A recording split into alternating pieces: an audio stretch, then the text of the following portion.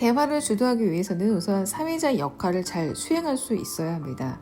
사회자가 하는 일은 패널의 이야기를 잘 이끌어내고 방청객에게 즐거움을 주며 그날의 쇼를 무사히 마치는 것입니다.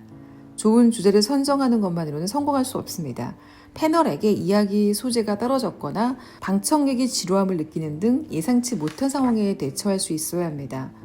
그래서 보통 이런 쇼에는 여러 가지 코너가 준비되어 있는데요.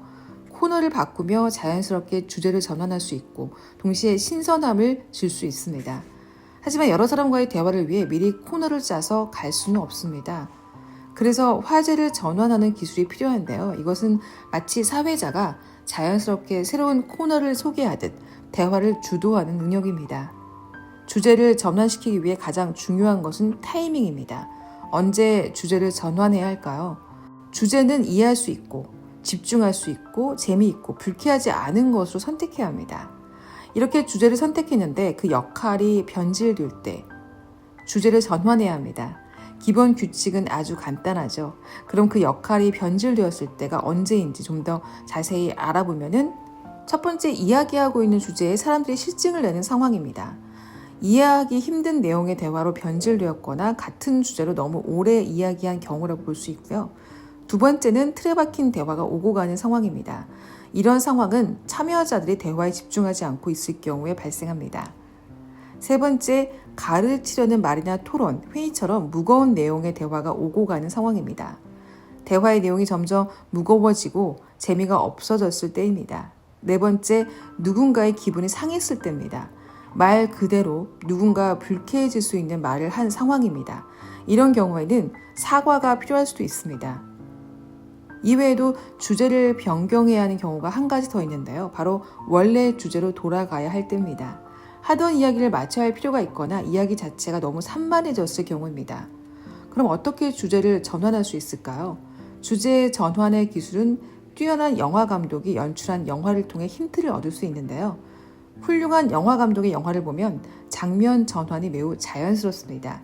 예를 들어 무언가를 응시하는 동그란 눈동자 속에서 동그란 달로 장면이 전환된다거나 다른 사람들이 모여 A에 관해 이야기를 나누다가 현재 A가 처한 상황으로 장소가 바뀌는 등의 장면을 떠올리면 됩니다. 얼마나 자연스럽게 컷을 이동했느냐에 따라 관객의 몰입도가 결정됩니다. 컷의 전환이 부자연스럽거나 뜬금없으면 관객은 영화 바깥으로 떨어져 나와 현실로 돌아옵니다. 영화에 대한 몰입감이 떨어지는 것이죠. 대화의 주제를 전환할 때도 마찬가지입니다. 주제의 전환이 부자연스러우면 참여자의 집중도와 흥미가 떨어집니다. 다시 원래의 집중 상태로 끌어올리려면 더 많은 노력이 필요합니다. 참여자들이 흥미로워하며 대화에 집중한 상태와 그 분위기를 최대한 유지하면서 주제를 전환하기 위해서는 영화의 장면 전환 기술이 필요합니다. 지금 대화가 오고 가는 상황이 어떠한 것을 이용해 새로운 주제를 제시해야 합니다. 그 대상은 주제, 소재, 인물로 나누어 생각할 수 있는데요. 첫 번째, 주제를 중심으로 주제를 전환할 때에는 지금 나누고 있는 주제와 전환할 주제를 징검다리처럼 연결합니다.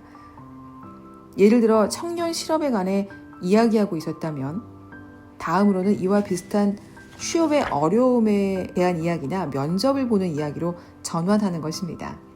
두 번째는 소재를 중심으로 전환할 때는 단어나 문장을 인용해 전환합니다. 한 사람이 여행을 가서 맛있는 것을 먹었던 이야기를 하고 나서 당장 무엇을 먹을지 정하는 것으로 대화의 주제를 전환합니다.